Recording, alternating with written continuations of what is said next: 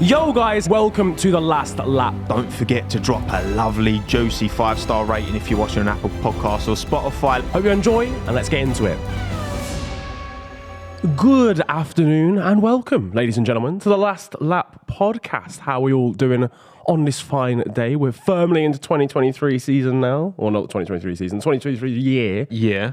We've got some off-season chat to talk about. How are you enjoying 2023, mate? It's been quite cold. Oh, I hear that. Yeah, I hear that. Yeah, it's been a bit too cold for me, mate. Bit rainy. I feel like maybe next year during this period we should take this like to Bahamas or Mauritius or like somewhere nice. Just somewhere. Take the set, Let's just go to the Caribbean. Yeah, and man. Just plug it in. It's too cold here, bruv. Yeah, no, I hear that. So obviously, if anyone wants to make that happen, Emirates or Qatar Airlines or Singapore Airlines. Anyone wants to sponsor the podcast, we've got room for that. Yeah, we do. Ladies and gentlemen. We've got perfect space right down there. We do, right? You put your logo down there, perfect. Down here on the table. And we've got a very special guest on the show as well today, who I'm sure would love to go to the Bahamas with us for next season. Yeah. Haydon Gullis and Gullis. How are you doing today, mate? I'm doing good. I've come out of hibernation. Obviously, it's winter season, F1 off season, so the cobwebs have been dusted off, been taken out of the cupboard, and for an hour on here, and then I'll be put back later. He's been taken out. He's touched some grass. And last time you were on, you were me. I was you. You were me for the day. So this is very weird, actually, having you on either side. It was fun. Yeah. Clearly, I didn't do a good mirror. enough job because it took a while to come back. So you're back here. Fair enough. No, but how you doing, man? How's your off season been? How's your F1 Esports was keeping you busy as well? F1 Esports was keeping me busy. A great season to be a part of. I think there was like 4 or 5 drivers going in for the championship into the final event, and Lucas Blakely, a great story for him to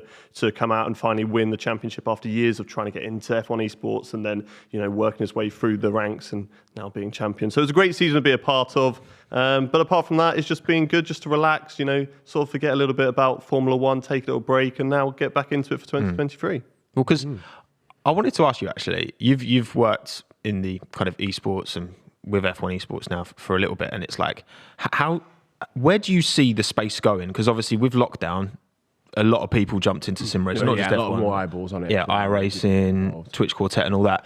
Like, are you seeing the space grow? Do you think it's going in a positive direction? Yeah, I think the next step for it is to go back to a LAN event. We had that before lockdown, and then it went back to everyone from their homes. Yeah. There's a bit of talk between the teams because a few teams don't like that idea because they have these amazing spaces at their bases. So there's a bit of talk of that, whether it's going to go LAN. But there is promising that it is looking like it's going to go that way for next year. And then it's just building upon that to see, sell tickets, get people involved like we see with other esports of Call of Duty and these other games, which are just massive and on a huge scale. F1 Esports is nowhere near that level yet because we're stuck in a studio where there's no audience and all the drivers are from their bedrooms or from these great spaces. So that's where it can go. For me personally, I'd love it to go onto the Formula One calendar, follow the grid around, and you could replace something like the Porsche Super Cup, which, if you do enjoy that, sorry, but no one really cares about it. You hold one of the Porsche Super Cup. One of 3 people. Individuals. Yeah. But it could replace that and be a bit of a sports series, and there'd be more eyes on it. Not everybody has to, sit down and watch it on a screen at the circuit. But if you were interested and you do want to watch it, or you want to go to the space where it is held, then you can do that. I think personally that would be cool, and it would be amazing for the drivers involved as well. Mm-hmm. Yeah, because I know is it one of the GT championships? They actually integrate the esports into the actual championship, which is kind of pretty interesting. But I mean, the viewership that F1 Esports is getting, do you think? I know you're not it's not filling state, it's not League of Legends, but do you think there is the potential to get to a stage where you could feel like a 1,000, 2,000 maybe seat stadium based off the viewership you're getting, or do you think that's still maybe 5-10 years down the line? I think it needs to be trialed, and I think it needs to be marketed the right way and bring the right people along. Like, you have the drivers who, like people like Jana Wattmeijer, has a huge following, and people go and follow and go there to watch him. I think the chat's just full of Jana stats. You've got actual personalities now, not in the sense that there weren't personalities before, but they've become celebrities, they become sort of content creators within that space, which I think is really helpful. Like Jarno Opmeer himself could just sell bare tickets realistically for an event like that because he's got like a sick following on YouTube and Twitch. And it's because of that. So there is a problem that a lot of these drivers just sort of stay in their own lane. They just do the racing. They're just there to do the best job when the event starts, but that's it. Whereas you've got people like Jarno, you've got people like Lucas Blakely, Marcel Kiefer, who are doing a lot of content on the other side of it, and then that's bringing people in. So that's why it would be such a great thing to go to a LAN event where, you know, we can just go up to somebody who's a little bit further down the grid or somebody who's a bit of an unknown character, shove a microphone in their face, and then just see this character come out of them, and everyone be like, oh no, do you know what? I actually kind of like that guy. I'm going to start supporting him as well.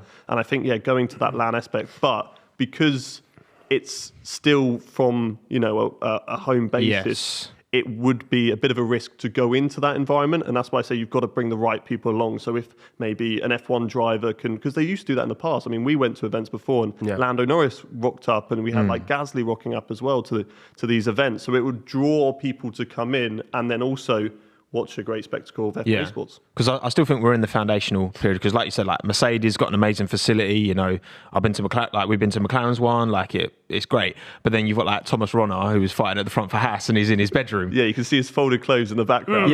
His mum's just coming halfway through. I bet you're watching here, darling. Which is kind of like dirty socks, take them out. There's something nice about that. There's something like real about that. I think it shows how accessible it is. Yeah, true. It does actually. Because these rigs, like, they're not cheap by any means, but compared to top tier karting, if you want to go top tier esports, you know, over time you can assemble a rig and, you know, practice. Everyone can put time in, and because also as well, like, I think in a lot of the grid now, and we're seeing with Le Mans, Le Mans 24 Virtual is this weekend, isn't it? Yes. And there's a lot of real racing drivers. Like every team's got 2 pro drivers. Yeah. So Max is driving in it for Redline. You've got like Danny Juncadella. You've got, you know, Jimmy's in it. Obviously, he's a huge name in the space as well from that side. But like, I think as more of this is what I say, like in 10 years, all the F1 drivers will also be sim racers. Yeah.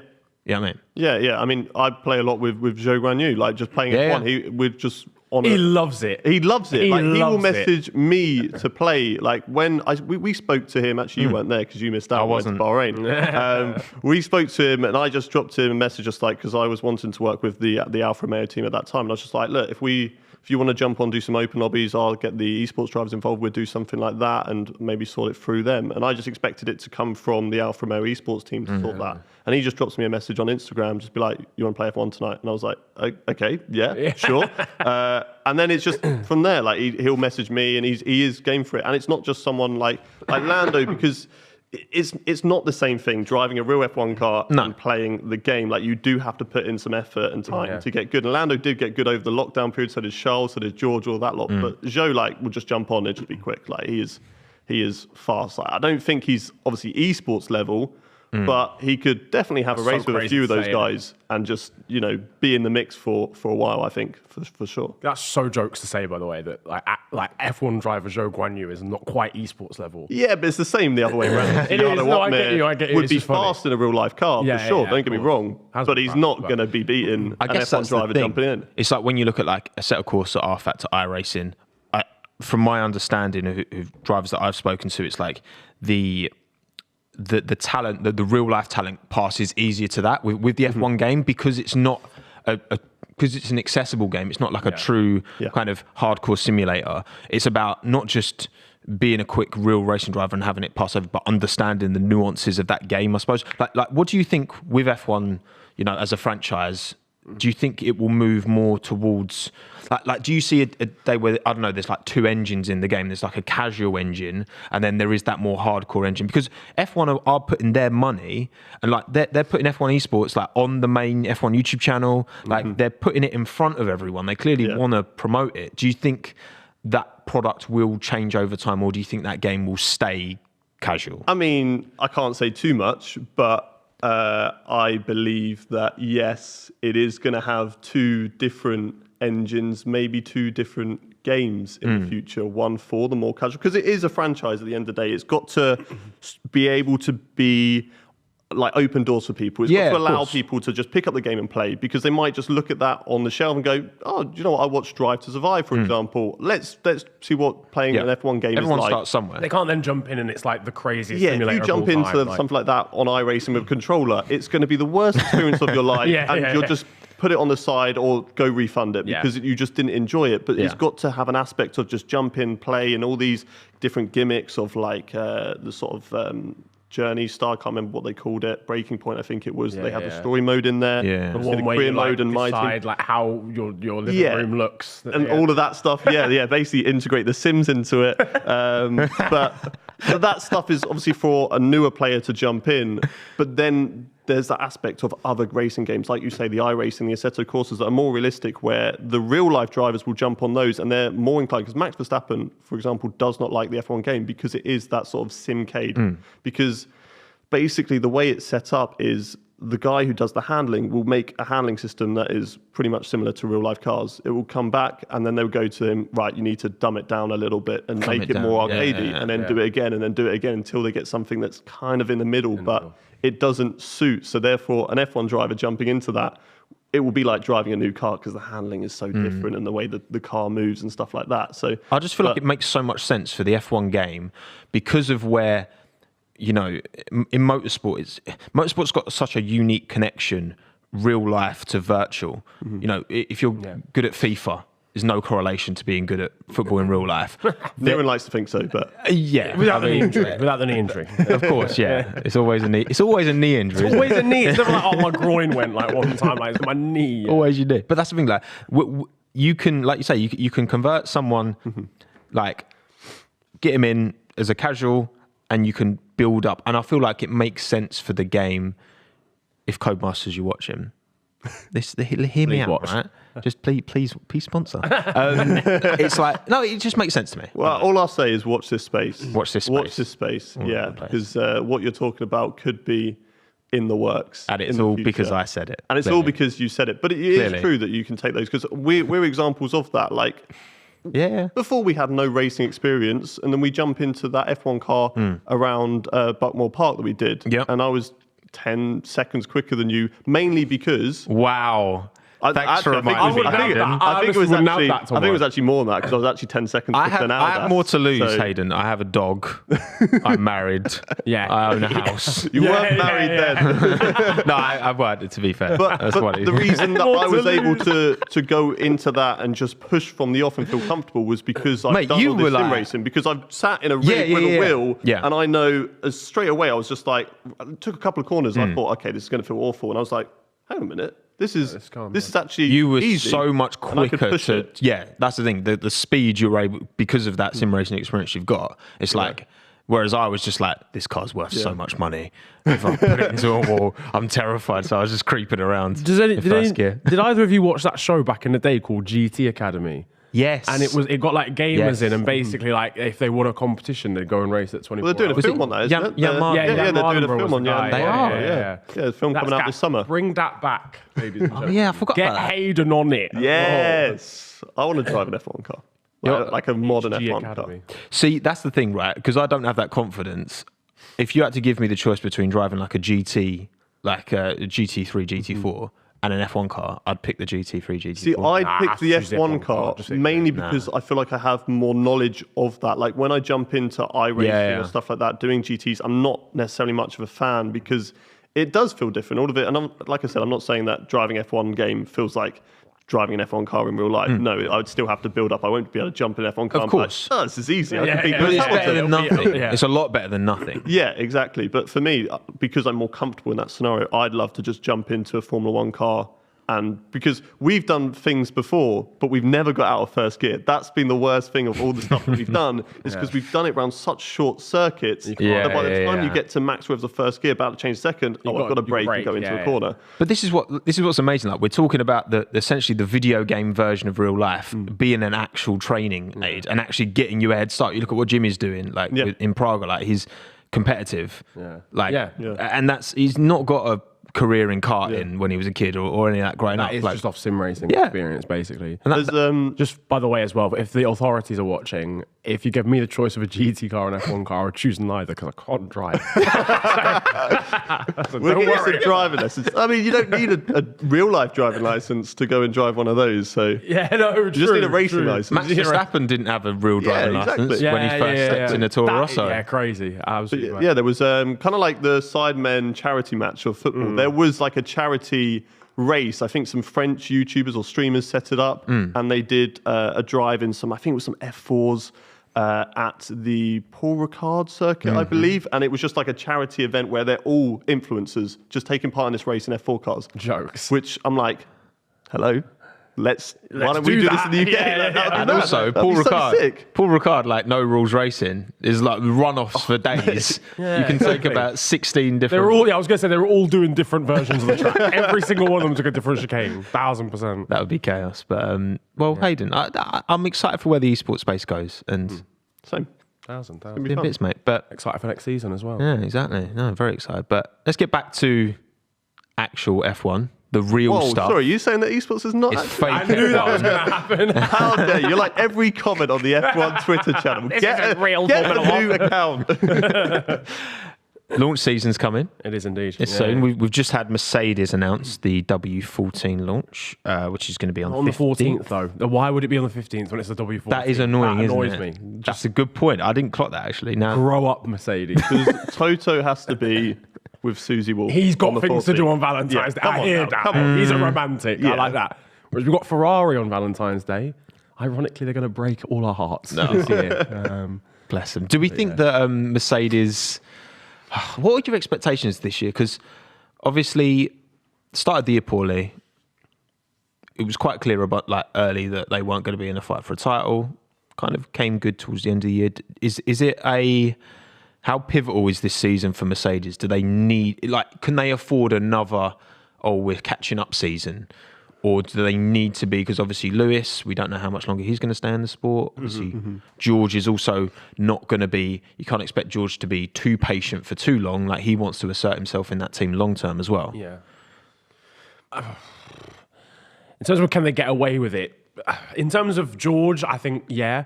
Like, for me, I think with George, because he's young, and the fact that he spent a lot of time in a Williams, I think he'll be okay with where he is right now just for like one more season. Then after that, he'd probably ask questions. Yeah. I would like to imagine that Mercedes will actually have more pace anyway, and will actually, based off the end of last season, they looked a lot more competitive, and obviously the more sort of aero time they're going to have. I would like to imagine they're gonna find that pace. Lewis, I'm not sure though.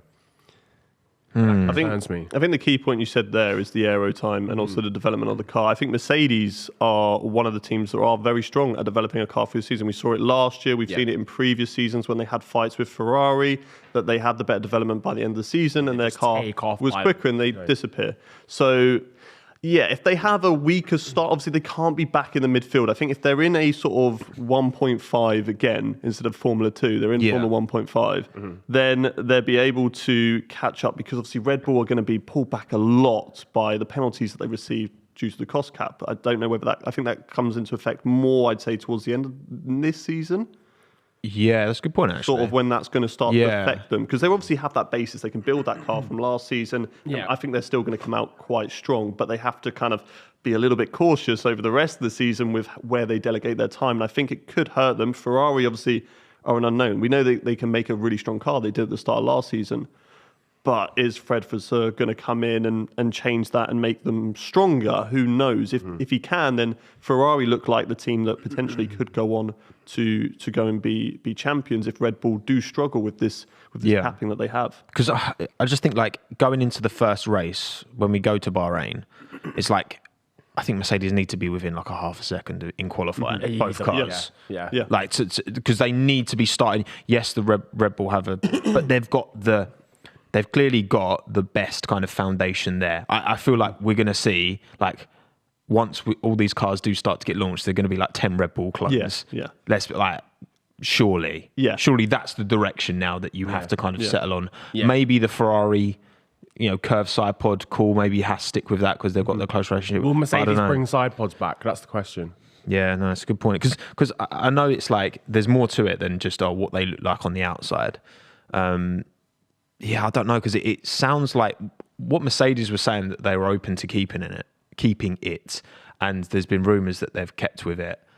I don't know, it's a risk, isn't it? I think their problem was mainly like the porpoising. That was the huge struggle. Yeah. So it's fixing that properly. Yeah. So they get to a Red Bull standard where there is none at all. If they can get to that, then they can start to push a lot faster. But yeah, I mean, it could just go. That's the thing, because visibly straight line speed as well was just like such a massive problem for them. I always talk about it, but when George was trying to overtake Max in Brazil, I think during the sprint, even with DRS and crazy slipstream down that main straight, just couldn't actually get an overtake done. Whereas if it was the other way around, like Red Bull's a bullet in a straight line. Yeah, and that's what the reduced side pods was supposed to do, wasn't it? Yeah. Less drag, faster in a straight line. But I think then because there was less drag, faster in a straight line, the porpoising was a lot harsher. So as you're bouncing, you're going to be slowing down the car. So it just didn't help them. But yeah, this is the year to change your philosophy, because you can't do it later down the road. If you're going to change stuff now and go and copy, and that's what we're going to see. By the end of these regulations, at the start of them, it's 10 different people writing on a blank sheet of paper, and we'll come up with 10 different concepts. And then by the end of the regulations, as we've seen with all the regulations in the past, everyone kind of comes to something that is quite similar. You'll see maybe 2 different philosophies, like I can probably... Or higher, low rake. Or the thumb noses that we had from previous years. So obviously Ferrari stuck with the thumb nose, whereas Mercedes kind of had a bit more of the pinned one. So that's the 2 different philosophies that we're talking about here. But yeah, a lot of people are going to be looking at Red Bull, jotting things down, going, okay, we can do that. Like Aston Martin, in all fairness. Whether they did copy them or didn't, it's nothing new. All teams do it. Exactly. As soon as that car's out, you can see what they're doing, and you can be like, oh, that looks good. Obviously, if it's looks perfect on the inside as well, that's where it's like, oh, that's a bit fishy, because how did you see that? But if you try and copy and sculpt it from the outside... Yeah, because I mean, my understanding is that Aston actually had that design in the work for months, and they proved it. Yeah. But obviously, because they've got a lot of new staff from both Red Bull and Mercedes, obviously you can't, you can't expect people to know, it looked a bit like this. They can't bring technical drawings over, but they can still kind of, be influenced. But I don't know, I just think with Mercedes, it's like... There is going to be this pressure to adhere to what works for Red Bull, right? But also it's like, maybe there is potential in this philosophy for Mercedes. It's just, does it take another season? And then once they get to that potential, it's actually quicker. Yeah. Like I guess that's the challenge they've got in their minds, right? It's safer to just adhere to the convention. Yeah. But also, actually, if you really think, like this, we just need to, and then we'll be even quicker.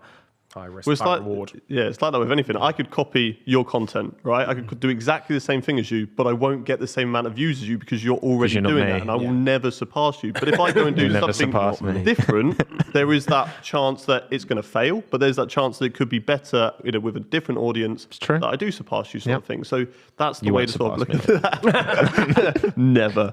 But sensing so that's the choice for Mercedes. Do we play the safe option, copy Red Bull, but might not be quicker than them because we're always one step behind. And also, so back to the car launches anyway. We've got, Feb 6th, Williams, 11th, AlphaTauri, 13th, Aston and McLaren, 14th, Ferrari, 15th, Mercedes, 16th, Alpine. What I want to ask you, Feb 6th, Williams, what's going to get announced first? Livery or team principal? Because we still don't know. Yeah, true. Both at the same time. Very early for them, but I think they've been doing that for the last few seasons. I feel like they have been the first. Yeah, they like to say that they're, we might be last in the standings, but we want to be first of the car launches. But we got there. Yeah. We made the car. We were the first ones. Don't worry about the stand. Don't look at those, okay? And likes to be ready for testing, which has happened before. We made our below average car before anybody else. But for real though, what's Yost and FX have gone. There's been no kind of words. Obviously, this isn't ideal. You've got Logan coming in as a rookie. Sure, you've got a good stable driver in Alex, but it's like, I don't know, man. It's hard to predict Williams being anything other than stone dead. Yeah. You know what I mean? Everyone's rocked up at the factory after winter. Be like, so what are we doing? We've got no boss. I don't know. Holiday? Yeah, in a bit. They're all just playing ping pong right now. I think Alex is player manager. I think he's player manager. Nice. Yeah, I hear that. I think. But honestly, like, what's coming first? And like, there's not even been any. This is what I mean. It's not even been any rumours like linking anyone to this Williams. They keep on leadership. Asking, nah, I'm good, thanks. They can't get anyone. He's just not picking up calls. The main rumours that I heard were that Susie Wolff was going to come in and do the team principal role, but she currently works in Formula E as a team principal there. So whether she wants to leave that, go to Formula One in what is going to be a very difficult job. Like, taking the Williams job is not an easy. Was she there when Toto was at Williams? As a driver? Yeah, because I know she was a test driver up until 2014, 2015, because she did the on-track test. So she's got experience with that team. There's a relationship there to a degree. Yeah, definitely. And you know, there's the relationship with there's a sort of relationship with the Mercedes team, isn't there, to engine suppliers, and then as they've had in the past, like drivers drive for them. There's a talk of Kimi Antonelli maybe when he comes through to get that Williams seat as a sort of what George Russell did. So there could be a kind of partnership through in there because Williams, you know, they got bought out. They stuck with the Williams name, which is great. That's what we love to see. But it's nothing still has really changed for them. They did a lot better this season, but they're still, you know, down at the bottom. And I'll be honest, I feel like it's actually worse. I feel like 2022 was a step backwards from 2021. Because in 2021, you saw George like, I suppose you did see Albon in the midfield as well last season, every now and again. But it felt underwhelming. It felt like there was momentum there. From 2020 into 2021. Yeah. Williams, obviously, I know George got that second in Spa in crazy circumstances, but even other than that, like, it seemed like Williams weren't actually off the back in terms of pace, whereas then in 2022, there were times where it was just like everyone else, then Williams. Yeah, I hear what you're saying, because it's like they really struggled. When they got their first point, it was that really risky strategy, staying on the hards for so long and then pitting for the softs on the last lap. And the only other tracks that they really scored any points was when they had the straight line speed. And anything else they just struggled with. Obviously, Latifi got some in wet conditions in Japan, but that was like a lot of chaos, a lot of stuff going on. Pitted very early, I think, for intermediates. You can take that risk when you're at the back. Exactly, yeah. That's why Seb could take...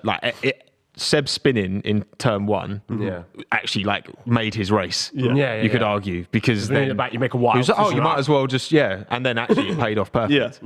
Yeah. And it's the same thing for them. So I think you're right. 2021 was a stronger season because they felt like a bit more in the fight in the midfield, whereas now I think Albon was very strong. It's hard to tell because you have a big dynamic a big difference between the two teammates. Albon was very strong fighting in the midfield. I think the car at times was capable. I think it's similar around the Aston Martin. I think that's where the car we were always been. fighting with drivers. Like, it was always Stroll versus Albon. They were always so close together. That's it. It's true. But Latifi unfortunately was just off of that. So it'd be interesting this season where Logan Sargent, because you bang the Logan Sargent drum, thinks he's a very strong driver. So we're going to find out then how good Alex Albon really is. Like, is he, if he starts to move away from Logan Sargent this season, then Albon is a really strong driver and Red Bull really did miss out. Do you think there's a potential shout here because of that kind of stifled momentum and with all the interest of other brands coming in, big manufacturers, Porsche, Williams, for example?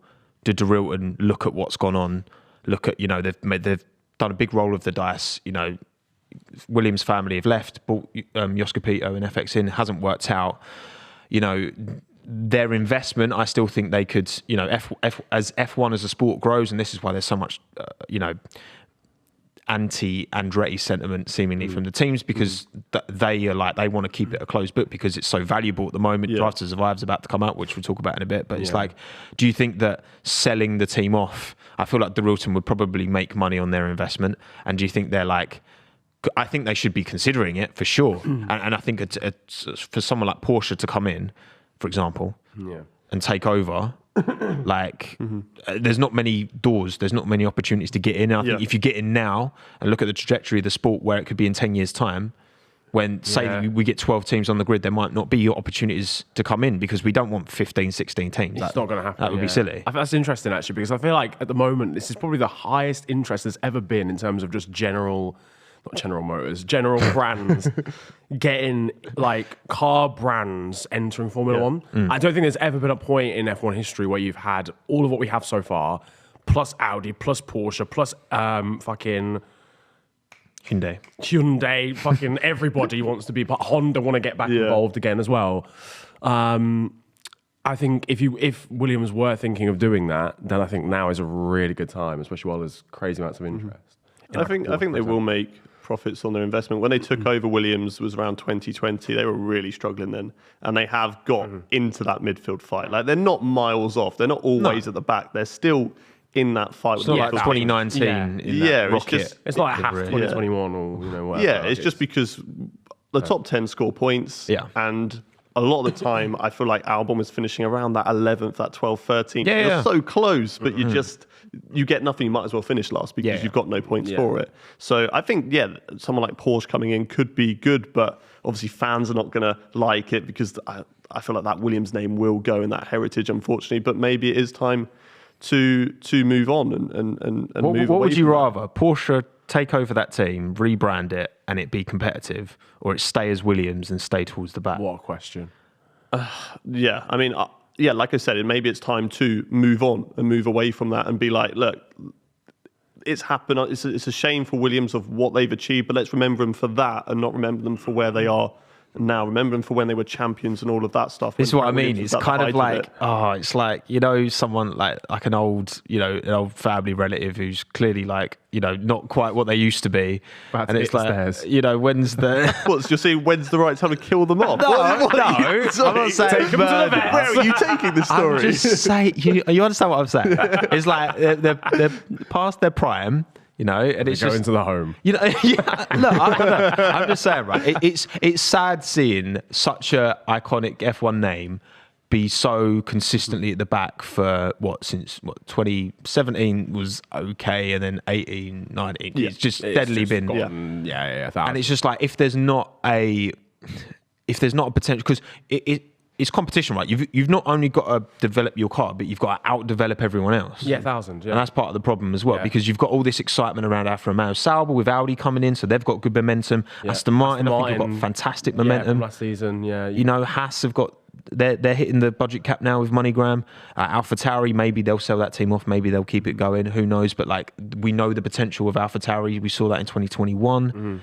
It's like Williams. It just feels like they're nowhere. Especially if they're still not reaching that budget cap, then you're in big trouble because everyone's paying exactly the same amount of thing. Not only do you have to pay and put your money in the right places to build the best car, but if you don't have that money to start off with, then you're always going to be on the back foot. Yeah. So, if Porsche come in, buy out the team, new facilities, all of that stuff, then that's going to be great for the sport, a competitive brand that's going to hopefully, like Audi want to, try and fight at the front and have more teams fighting for points and, get back to the kind of 2012 days where you had so many different teams fighting for it. You still had, because I'm always a believer that you kind of need domination in sport. You need maybe 3 teams always at the top, and those 3 teams kind of rotate. So you don't always have the same 3 for 50 years that are always going to be at the top. No, for 5 years you have these 3, and then the next 5 years it kind of rotates a little bit with a different 3 or maybe 2 new teams coming into that. Creates new storylines. If everyone's always equal, you don't get any storylines. You don't get the likes of Pierre Gasly winning a race or Esteban Ocon when he won a race. You don't get those joyous moments even when they get on podiums. But if you can have it kind of similar to the 2012 days where, there was a few new guys winning, but we also had 8 different races that season, a lot of different guys fighting for the podiums. Was that the year where we had 7 winners? 7 winners in the first 7 races. And it was just all the races were including entertaining. Maldonado. All the races, I'm pretty sure, were entertaining in that season because you had so many in that midfield fight. Yeah. And I think that's hopefully the sort of thing we're heading to with the cost cap, bringing the teams together anyway. You'll get that sort of accordion effect, but also then the investment from the brands like Porsche, Honda or whatever, and Audi as well, taking over some of the smaller teams. I mean, the dream is that Porsche take over and then call it Porsche Williams. Realistically. Yeah. And it's more of obviously Porsche are running the thing, but it's a bit. It looks like a partnership from the outside and you keep the Williams name. Yeah. That's really the dream. I guess, that's the thing, isn't it? You look at the McLaren from the kind of Senna Prost days, the Marlboro one, and it was the McLaren Honda. But people remember McLaren. You know what I mean? And it's if Porsche, it's whichever name comes first, I guess. If you were to, it would be Porsche Williams. I think it would be in their best interest to call it Porsche Williams. Yeah. Probably. It was like anything, whatever name comes first is kind of thing. Like you'll probably say it's Tommo and Niran's podcast. You'll say it's Niran and Tommo's podcast. No, it's this way around. Everyone's got short attention that's a good point. I'm going to check in the description who comes first in the description. We'll just blend it together. It's fine. But regardless, I think like new teams need to be allowed to enter. I still don't get why. I mean, I do get it. It's just greed. I think, from my personal opinion, at the end of the day, it's just greed because another team exactly comes what in. Andretti said. Oh, it's taken away from my prize pool money, which I understand, but it's just greed at the end of the day. You're sort of gatekeeping, you're shutting people out. You're like, you can't come into our sport because I want this money. And I hate the rules around Formula One where the teams decide what happens. Yeah. It needs to have somebody who goes, this is what's happening. And if you don't like it, go away, because we've got other people knocking on the door who want to get involved. They want to get involved. Rather than the teams one team goes, actually, I don't like this, it doesn't suit me, so I'm going to vote against it. And everyone's like, well, okay, that's scrap then, because one team voted against it. Like, it's just stupid. That's the thing, because we talked about this last week, didn't we? We feel like F1 has the power now and the standing and the audience to not have to buckle to these teams. I don't think, don't get me wrong, I want to see Ferrari in the sport for a long time coming, but I think in 2023 today, if Ferrari were like, we want this rule change or we'll leave, I think Formula One would lose less than it would have done 10 years ago. If Ferrari had left 10 years ago. And they won't leave. It's posturing, they isn't won't it? leave. It's just like, leave. And they see, okay, crap, this is actually doing really well. Shit, like, they're doing it's all right booming. now. They're getting more money for being part of it. Okay, we want back in. Do a Honda. Like, you leave, but you're not actually going to leave. You're just threatening, but unfortunately they cave under these threats because we've been in a place before the growth of Formula One that we've had recently where if they did leave, then more teams will follow and it would be bad for the sport. But now we've got a lot of people and a lot of teams who are interested, a lot of companies who are interested to get into the sport. So if you do leave, okay, see you later then. Ciao, adios. Yeah, there needs to be more power, realistically. So my contract said that there's two teams in support. Alpine, rumoured to be Renault engine deal with Andretti, so that's why there's support. And McLaren, Zach Brown, I guess, kind of gets it. Yeah, just vibes. They're just like, I think get involved. Zach Brown's a smart man who goes, do you know what, who thinks more, I think, about the show than... He's a marketing man as well. But he's a marketing man. He thinks more about the show. He's like, another team in, it's going to make it better. It's An American team as well. An American team is going to mean more money from America, more sponsors from America. Like, I think sometimes you've got to think outside the box. I know they're going like, the pie is getting... But if you really deep it, another American team getting involved in Formula One would, like an actual all-American team as well that we mentioned before, not necessarily in terms of the driver lineup, but potentially taking a driver from IndyCar, for example. That's immediately an extra lane opened up. The fact that they're just American in the first place, like F1 are trying to cater to that audience, that is going to bring so many more eyeballs to the sport and therefore a bit more money as well. That can be then split between the teams. You got to just think about it a bit more. I do kind of feel like there's this kind of like, there is this kind of gatekeeping against America from Formula One, because it's just kind of like, not Formula One themselves, obviously we've got 3 American races, the teams. But you've got the likes of Colton Herta last year, that big drama where everyone's just like, no, you can't come in. Like, even though they found sort of loopholes and ways that he could drive if they wanted him for AlphaTauri, but there was a lot of people just like, no, you can't drive. No, he's not allowed. And it's this again, where it's like an American team wants to get involved. It's just like, so nah, you're not fucking allowed political. Like, there's so much Can't be bollocks. arsed. Like, if it was another FIA series that Colton Herta was in, like, say he was, I don't know, like an IMSA or, I don't know, like, if it wasn't IndyCar, I feel like they would have been more compromising to get him in. But because it wasn't, they want to set a point like, no, we want the drivers to come through our system. But then also you've got the FIA and MBS being like big, like, proponents of Andretti coming in and shouting, like, tweeting about it, and just like not even from the official account, just from his, like, you know, he just sat on the toilet on the shitter, just like, let's get people talking. And I think it's a huge thing that somebody is so keen, because obviously we talked about it before, where they've tried to get in through, I think the rumours were they were going to go with Sauber and link up with them and be a partnership there. Yeah, they did try. And that got denied. So they're like, right, okay, how do we get in? Let's try and do it ourselves. Like, no, you can't do it yourself. Okay, we're going to align with Cadillac, so we're going to be a car brand. No, you can't do that. I mean, so it's just like, how do you get in?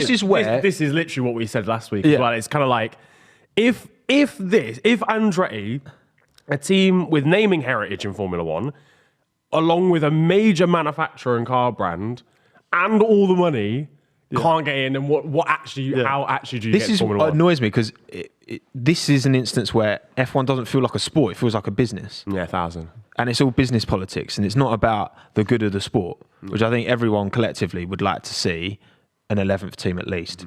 And Andretti, you've got Mario's, again, world champion. Michael raced alongside Ayrton Senna in 93. Like, you've got that. It's Heritage. it's nonsense. Yeah. And it's just like the last proper time that we had teams come in, obviously, I think 12 was perfect back in the 2010 to sort of 2012, 2013 days when 12 cars on the grid. Yeah, okay, the 3 teams that came in were not ready. They were not ready for F1 and they struggled at the back. That was just dealt with badly. It was a rush and there wasn't a cost cap. There was intended to be a cost cap, but there wasn't in the end. And the top teams are spending like $400 million a year. Yeah. So how are you meant to compete? But that's why I think that there is this shut-off, because obviously they allowed them in there that time. What's different between that time and this time? And that is, I think, the cost cap. And it's like, okay, they can be competitive with us. Like, they see Andretti Cadillac as a threat and be like, okay, you could actually be a decent team. Like, if Audi wanted to come in as their own team, they would also be shut off and be like, no, you can't come in because you're a threat to us. You can win the championship and take all our money. Shit. Haas joined the sport 2016, finished 8th in the constructors ahead of Renault in their first ever season. Difference I'd say with that one is that they took over the kind of Mana Marussia spot. Yeah. So it wasn't like, you're stealing our prize money. The facilities, They took over the facilities, but they also took over their spot in the championship, kind of. So it was more a case of, like, instead of being now, a new team's coming in, which means your prize pool is going to get smaller because we have to spread it out more teams. It was just like, oh, okay, we're still I mean, more in terms prize. of, like, they were able to be competitive immediately. Oh, yeah. And they weren't, because Marussia were stuck at the back. Yes. Haas were able to take Marussia's facilities. I miss Mana so much. That red and blue car it was so beautiful, lag. wasn't it? That last And they car would just get in there. I could sense it. The next season, they were going to beat... Oh, I'm sorry. They had some sick sponsors as well. They're sponsored by Shazam. Gas. And Airbnb as well. Nice. If you play a song next to the car, it just tells you what. But that's how they put up. They couldn't afford the big hotels. That's what I mean. Yeah, I was going to say. Every track they go to, they're just like putting Airbnb calls out. Please, like go to Singapore Grand Prix. Got these stupidly expensive. Honestly, like Airbnb, 30 quid a night. So that would be incredible. Well, look. Hopefully, in next year's Drive to Survive, we'll see a bit of this Andretti drama behind the scenes. And maybe even Andretti on the grid. But this season, well, for last year, of course, coming 24th of February, just after all the car launches. So we're going to see all the Piastri drama during all this as well. Juicy. I hope so. Juicy. But what are we... What are the main topics are we expecting? Yeah, what storylines? Because obviously a lot of the criticism around Drive to Survive is that they don't cover everything. But you can't really expect them to cover everything unless they've got, 100 people at every single race with cameras. Yeah, well, that's the problem. They choose a focal point at each Grand Prix. Yeah, so they can't literally cover every single story that happens. But yeah, what sort of storylines are we expecting?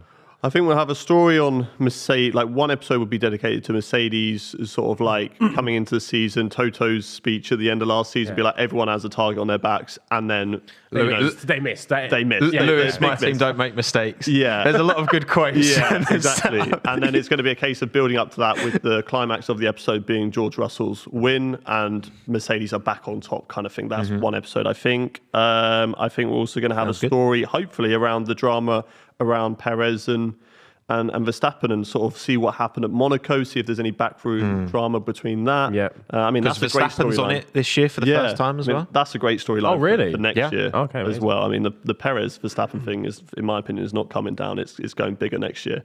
Bold prediction for 2023. Perez out, Ricciardo in halfway through the season. Really? That's what I'm saying. Yeah. I've seen a few people say that. No, listen, I said it first. Okay, he said it first. But and I think, because we didn't have, maybe around McLaren, and that they came out of the blocks and everyone was like, this team is going to be fighting at the front with Ferrari. And then it just didn't kind of work. Especially first race of the year. Yeah, I mean, they were so far off. Yeah. And obviously Ricciardo getting COVID and missing out and all of that sort of stuff. And then Lando obviously getting that podium. I think they're going to tee up the season in a way that Imola kind of happened more towards the end of the season, so that Lando got that podium as the car progressed. Just mix up the whole calendar. I hear that. And then I think, obviously, Sebastian Vettel, if there's not an episode dedicated to Sebastian Vettel, just cancel the whole series. Yeah, I was going to say that. Surely there has to be, realistically. There has to be.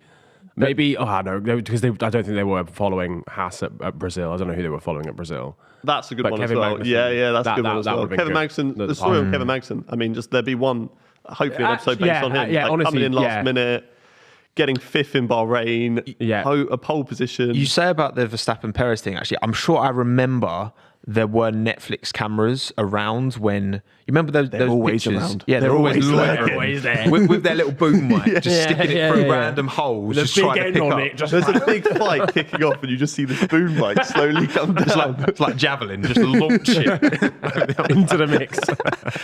Because, I'm sure I remember... You remember there was the picture of behind the glass and it was, I think, Max and Max's like agent or something. Or I don't know. There was a conversation. I'm sure I remember just seeing the furry thing hanging over. I think they'll pick a midfield battle probably as well.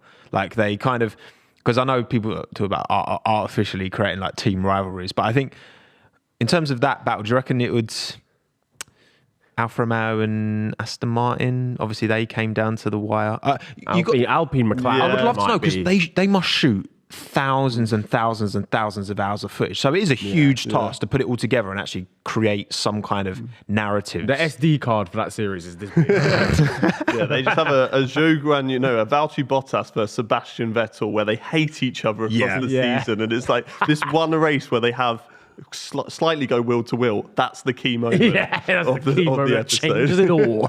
Definitely. But I'm just trying to think other kind of off track. Yeah, I do wonder how they will cover the Piastri thing because obviously that went on for a while and a lot of it was like, obviously the tweets went out and everyone went mad, but then there was a lot of radio silence. You wonder if they kind of pulled in for some interviews. They must have been straight on the blower to Mark Webber, his agent. Yeah.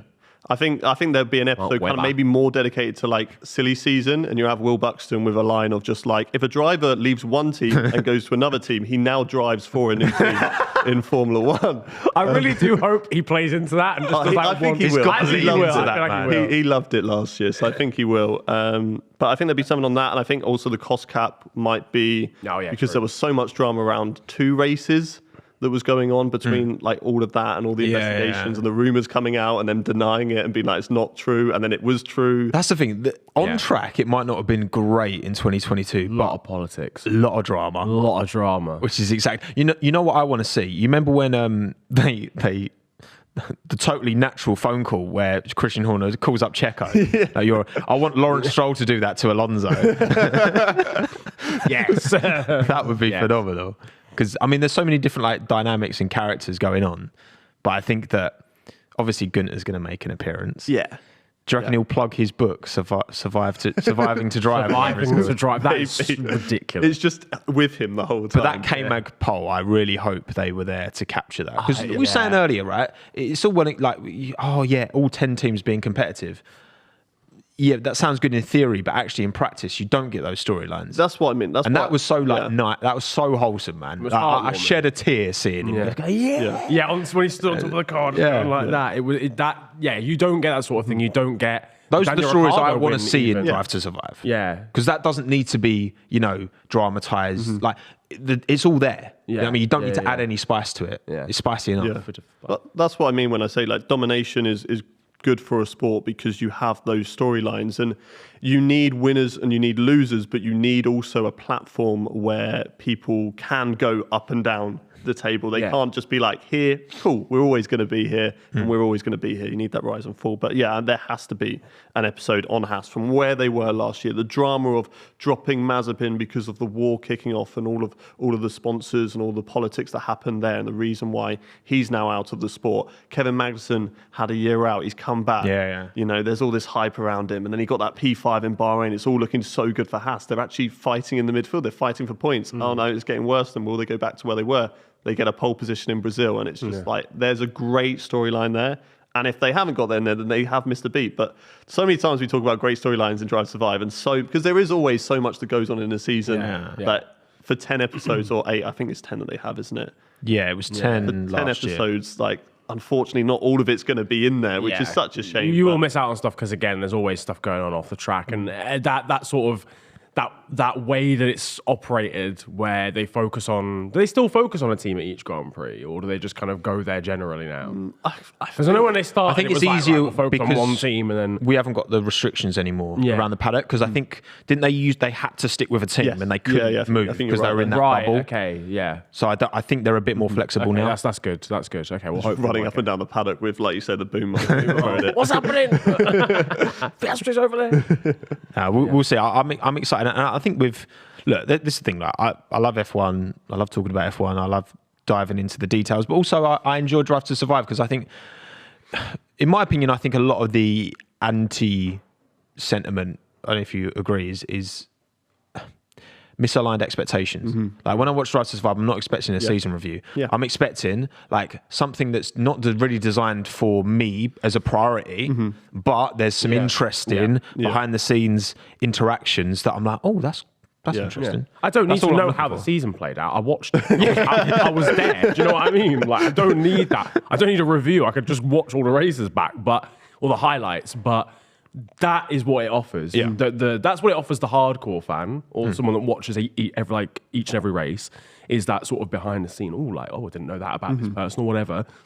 And then for the casual fan that's maybe just getting involved, it offers that excitement and a bit of a recap of what the season is. I think it's a new way for people to get in as well. Like, so many people have got in from Drive to Survive, and I hate that people go to them and go, you're only here because Drive to Survive.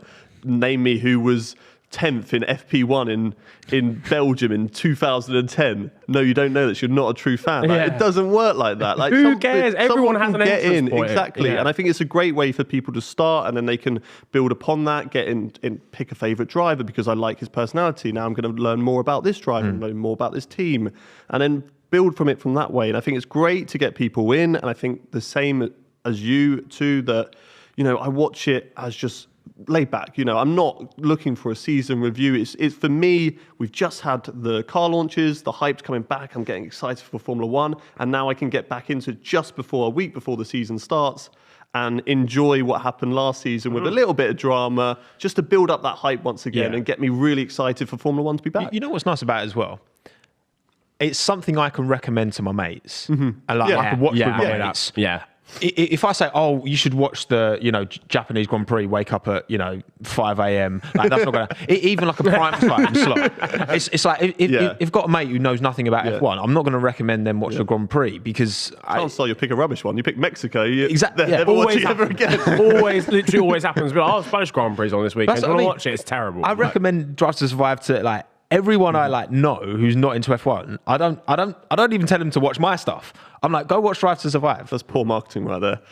You're missing the track, bro. I'm too honest. Now, after that, tell them to then come and like and subscribe. But I'm just like, it's a great entry point. I just think, I think there needs to be more acceptance of Drive to Survive. I know people say that because they think I'm just shilling because I want to get on there and replace Will, which is not the case. But box to box, the job's available. My email's on my Twitter, so hit me up if you need me. Right, let's do Equal Machinery now, the final part of the podcast. Indeed. Do you want to explain the format to the audience and to Haydon as well? Yeah, what is Equal Machinery?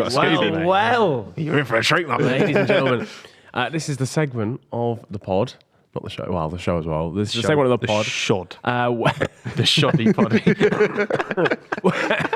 That's bad marketing for you. That's also bad marketing. And not very shoddy at all. This is the segment of the pod where we are allocated a driver each, and we basically have to argue that in Equal Machinery, our driver would win today. Okay. So you will get a driver, I get a driver. You get a driver, it's allocated by our lovely producer, Lewis. Shout out Lou over there. Lewis. And then at the end, it's basically, we have to argue whether we believe it or not, and then at the end, we'll guess whether we actually believe what we were saying. Who's the best at waffling? I like it. Who's the best at waffling? Well, you've got a minute, so you can't spend too much time. But it was fun last week, actually, with Matt. He was... that was the longest minute of my life. He's got a lot of practice supporting Daniel Ricciardo the last season, so there's a lot of defence that and we gave him Oscar Piastri, which is quite funny. So I have been allocated, and again, we're talking today. I've had some stinks the last 2 weeks, by the way. So I've been given Mark Webber. Okay. Mark Webber. Niran, you got Nico Hulkenberg. And Haydon, you've got Daniel Ricciardo. Okay. Danny Avocado. I went first last time, so one of you two can go first. I'll let you pick, Niran. I'm going to pass over to Of course, I need that. You did that last time. I've got less to think about with Daniel Ricciardo. Okay, so in 2023, why is Daniel Ricciardo clear of Nico Hulkenberg and Mark Webber? In 3, 2, 1, go. Well, I mean, Daniel Ricciardo, I feel like, has achieved a lot more than Mark Webber in a Red Bull. I also feel like he's actually won races, unlike Nico Hulkenberg. So there's 2 clear examples right there. We forget about 2022. He still won a race in 2021. 2022, he's just chilling, a lot of relaxing going on, a lot of politics at McLaren. I feel like they just liked Lando Norris a lot more, so they weren't really too worried. They were like, well, hang on, wait, we've got a second car? Oh, wait. So that's obviously what happened last year with Daniel Ricciardo. But millions. We go past that, I think 2014. Best driver on the grid that season. Absolutely smashed it. 9 years ago. I think he's got 8, 9 race wins. Looking back at his race wins that he's got. Monaco, very strong driver at Monaco as well. And I think in Equal Machinery, it's a given that... Huh? Sorry, carry on. You've got 10 seconds left. I think in Equal Machinery, it's a given that Daniel Ricciardo is such a stronger driver than Mark Webber and Nico Hulkenberg. That'll do. We got 3 seconds. He's stronger. He's got a big neck. He's got a big neck. Thick neck. All right. You're going next because my driver's not been F1 for years, so I've got work to do. Yeah. You're going next, Nico. At least yours is actually has a seat this year. Yeah, no, true. Ready? Okay, yeah. Nico Hulkenberg, why is he clear of Ricciardo and Webber today? In 3, 2, 1, go. All right. Well, obviously we're talking about today, but backstory: this guy was one of the most exciting drivers to come onto the Formula One grid at the time. Sensational junior record, and came in and grabbed a pole in crazy conditions in a Williams in 2010. So already straight off the bat, he's proven that he's a very exciting driver already. There we go. Now I know, obviously, look.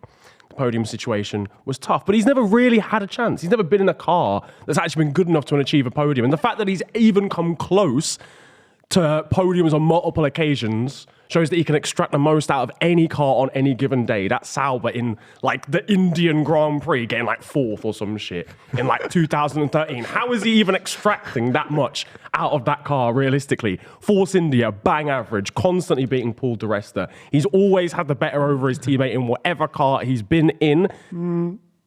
Probably. And he's jumped into an Aston Martin or any car and slapped it. Stop. With no practice. I'm surprised, recently. I'm surprised you didn't mention the Racing Point stand-in. You kind of forgot that. 2020. To be honest with you. Yeah, I forgot he was at Racing Point. That car just it doesn't exist in my brain anymore for some reason. But yeah, not bad. But you're about to get destroyed. Do you remember who Mark Webber was? This is why. This is why Mark Webber is clear of Daniel Ricciardo, his countryman, and Nico Hulkenberg today. I'm sure I remember hearing a quote from Sebastian Vettel saying Mark Webber was the strongest driver he ever went against in the same machinery. Fake news. Quite recently. Might not be true, but regardless, I'm not going to talk about the past anymore. I'm going to talk about today. He is Oscar Piastri's agent. Do you have any idea? He basically sees himself in Oscar, if not, Oscar's probably a bit more talented, we'll say. And that's going to rejuvenate, that's going to bring out this side of Mark Webber, even though he's in his 40s now. Trust me, Mark Webber does not faff about, right? He's Aussie grit for a reason, right? Yeah, Mark Webber is unreal. He went toe-to-toe with Vettel and got... Okay, he did well twice. Of those 4 seasons. Okay, yeah. And now it's like he is now Oscar Piastri. So basically everything Oscar does is through Mark Webber. So I feel like when Oscar Piastri destroys Lando Norris in 2023, it will actually be because of Mark Webber. Done. Interesting. So your argument is that Mark Webber is Oscar Piastri. Yeah. Not even... Yeah, he's an effect on... He physically is the same... Right, okay. He's like living vicariously through Oscar Piastri. You know, he's kind of like VR. It's VR. So when Oscar's racing... Mark's in like Brisbane on his sim racing, and then Oscar's in the car, but Mark's actually controlling it. Oscar's just a robot, so he's not actually a real person. Yeah, they swapped him out. Mark is just literally... He's got because Oscar's still in the Alpine dungeon. Yeah, they didn't let him out. Okay. So now they've got a body double that is there's a robot functioning as Mark Webber. Yeah. Okay. And we will see in 2023. To be fair, we don't look know. exactly the same. He has the helmet on, so we can't see when he's driving. I've made a very yeah, exactly. Who would know? You know, I make a very you know, like Mark Webber's bare tall. I don't think Oscar Piastri's tall. One day, like it would take the helmet off, but the actual head will come off as well. And then just be standing there and everyone will be like, oh my God. Magician. Okay, so what do we actually think then? I mean, one of your points was that Vettel said that Mark Webber was the best driver he raced against in Equal Machiney. Daniel Ricciardo beat him in 2014. Yours was that Nico Hulkenberg beat every driver he's gone up against. He lost to Daniel Ricciardo in the Renault. So, I mean... Oh, yeah. Honestly, Nico Hulkenberg in a Renault, that's crazy. It's pretty easy, I think. Yeah, yo, and I think Checo beat him a couple of times. Yeah, I'm not gonna. When I said that, I was just like, I hope they don't do their research. Like, I was just. All right. Well, what we honestly saying in machinery today, because I think it is very funny, Lewis, Mark Webber in there, but it's between Nico and Daniel. I don't know. I'll put some respect on Mark Webber. I think Sebastian Vettel was incredibly strong when he was winning. No, we're talking today in 2023. I know. If we're talking prime, today, it is easy. He's a Channel 4 merchant now. Yeah, so, it is easy today. Like he's going to jump in the car and he's not going to fit. But so you don't believe what you were? No, I don't believe. No, that's funny enough. That's a shame. I don't believe that Oscar Piastri is an android controlled by Mark Webber. No, I hope funnily enough, I hope she did. I don't believe that. Would have been a clip. Yeah, he did. That's what I'm saying. I think the clip's done. Nico and Daniel, 2023. Obviously, Daniel's coming off a very poor season, but he's shown higher highs. Nico has always kind of been in midfield with machinery, so podium opportunities would always have had to rely on luck. Things outside of his control going right for him to convert a podium. So I think that is an unfair, log to. I think that is always an unfair comparison. I think you've got to also, Daniel's coming off the back of a poor season, but Nico isn't the same driver he was, say, 6 or 7 years ago in the Force India. I think he's still a strong driver. When he jumped in for Racing Point, when he jumped in last season with Aston Martin, just jumped in and he was quick. He beat Lance Stroll in qualifying, I think, on both occasions. I think one of them he did, yeah. One of them? I thought, maybe, no, yeah. Prop your boy, come on. Right, well, I mean, I got enough slander that stayed in the memory. But I think he is strong when he comes in. I have always rated Nico Hulkenberg over the years when he came in 2010, got that pole position in Brazil, did it before Kevin Magnussen. He was the originator. He was the originator. Yeah. And then, he's had all these different close shaves with a podium. But I think as a driver who is going to get you across the line and get you the race wins, get you podiums, Ricciardo's done it. He's proved that he can do it. And maybe Nico Hulkenberg, under that pressure, just kind of collapses a little bit. Yeah. I'd pick Ricciardo, I think. You're picking Ricciardo? Pick Ricciardo. Yeah, I'm going to pick Ricciardo as well. I can't lie. Big ups Nico Hulkenberg. I do love you. And I do genuinely think he has been so unlucky to not... I think, again, that podium is an unfair thing to bash him with because he's just never had the machinery to compete Context for it, is important. Consistently at all, at any point during his career. And I think he does always extract the most out of that car when he's in a Sauber, when he was in the Force India, the original one, the Racing Point, I think he's solid. But just because Daniel Ricciardo had a poor season last season does not mean he's not the same driver. Daddy Walls. McLaren's a weird car. Well, he's coming in at Red Bull halfway through this season, so... Well, and then we will judge. Then we'll see. So who are you picking? Ricciardo? Ricciardo, yeah. Clean sweep, Daniel Ricciardo. Hat-trick, baby. Back on the grid soon. Maybe in an Andretti. Maybe. Yeah. All-American team, and he's pretty much an all-American driver, isn't he? He's an honorary American driver, exactly. Have a cowboy hat on over the helmet, sorted. They've got to reenact it next year, the horse at Austin.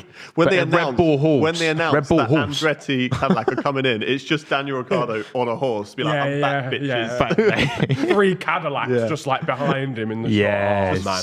Lassuing people, just put them in. That makes so much sense. As a marketing actor. Just do it for the marketing activation. Yeah. That's it. Yeah. You're welcome, Andretti, by the way. Even if not, just do it for fun. Yeah. Even if you're not coming into the sport. April Fools. April Troll, Just to wind everyone up. Yeah. That was a great April Fool. Sensational. Good stuff. Right, that's right, man. Yeah, that is it for today's episode, today's podcast, the Last Lap Show. We've waffled successfully. Thank you very much, Haydon, for jumping on. Thank you for having me. Where can people find you? Right now in here. This is where I am located. Anywhere. I mean, on Anywhere, all the YouTube time. with my name, Haydon Gullis. Twitch with my name, Haydon Gullis. F1 Esports. Or F1 Esports.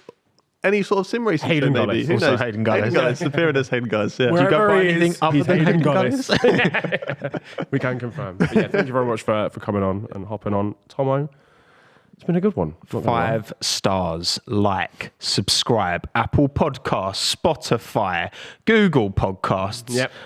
SoundCloud. Who are not there. Cadillac.com. Marketing campaigns for Cadillac. You can catch us there. Comparethepodcast.com. Yeah, man, TikTok, number million one. views again. Yeah, trust me. Yeah. We're getting that again. The 1 million man's pulling in 1 million views again. Now, cheers everyone for coming. Audio only, visual, wherever you join us today. Have a good day. We'll see you soon, very soon. Come on 2023. Adios. Up the F1.